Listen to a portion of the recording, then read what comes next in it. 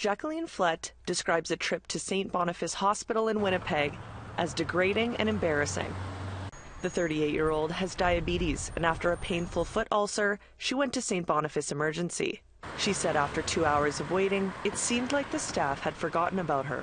I was basically like, what's going on? Like, am I going to be seen? And what's the holdup? And I basically said, is it because of my Indigenous heritage? And at that point, they kind of got like, not belligerent, but they got visibly upset.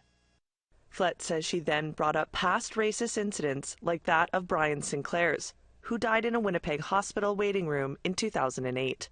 They said, don't you even go there. And I was just appalled and shocked the way they were treating me. That's when Flett said she started writing down her experience on her phone, and security approached her and took her phone.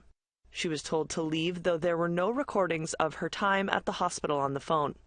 They said that that I had to leave the premises and that I could go receive adequate care elsewhere. And they were told that the nurses were refusing me treatment. She says she got her phone back and left. The next day she went to Seven Oaks Hospital, where they found the ulcer had caused a bone infection. I was really sick, and I didn't receive the adequate care at St. Boniface, and I was escorted off the property, and I was embarrassed and ashamed, and it was just really very insulting and degrading. In an email statement, St. Boniface CEO said, "We are investigating this matter to ensure we understand exactly what happened and to identify any issues that need to be addressed." They also said, "The events as described are troubling and do not align with the values of St. Boniface Hospital." Flett is now recovering on antibiotics and doing well, but will not return to St. Boniface. Flett says she wants to share her story because she doesn't want this to happen to anyone else.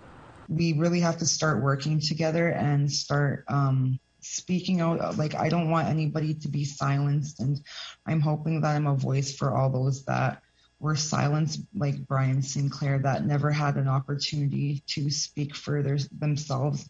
Michelle Karlenzik, APTN National News, Winnipeg.